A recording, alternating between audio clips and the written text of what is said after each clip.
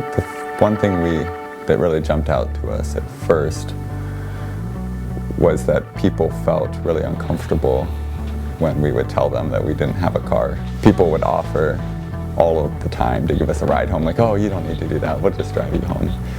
I've seen a lot of really cool buildings, a lot of cool parks, just having that time to explore and see things that I would never see if I was in a car. And I love the city and I love learning about it, so it's a really nice fit for me.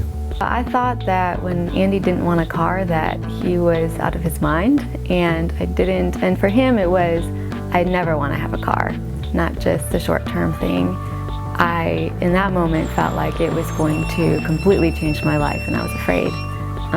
But then we didn't have one, and our life really didn't change. So, I mean, it's easier for us because we did it really intentionally, where for someone living in Kenwood, well, it's a lot harder. Apparently it's 18 degrees. I can't really tell, actually. It doesn't really bother me, but I actually love it. I love being outside year-round, whether it's hot or cold. Actually, I prefer cold over the heat and sweat and all that stuff. So I feel like I'm thriving. In a lot of ways, I feel like a wolf in my natural habitats. This is my favorite time of year. If I'm going to walk to the shop, this is my favorite time of year to do that, because it's a lot more quiet. I get more alone time before I start my day, and I'm in front of a bunch of people. I would say I probably had a car in my life for maybe 6 of my years on this planet. And on our About page about how do you get to Park and Vine, there's no mention of where to park your car. It's all about, there's something about buses and that we're in a walkable neighborhood and that there are places to park your bike. I sold my car about 3 years ago because I just couldn't afford the expense anymore. Whenever I'm in a vehicle, an automobile, I feel insulated and kind of isolated from the world around me. And when I'm riding my bicycle, I hear everything, I feel the wind on me. I can smell all the smells, some good and bad.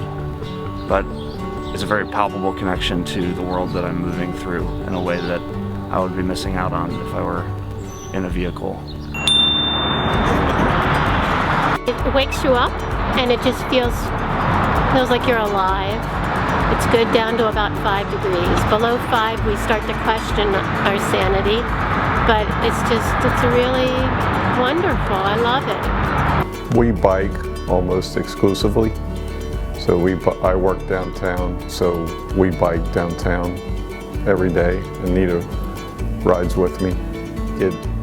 It slows you down. When you're in a car, things just seem to go faster and it's more hectic. And when you ride, it's just more enjoyable, and you know you're not in a big rush. And a lot of times a car can just be a hassle.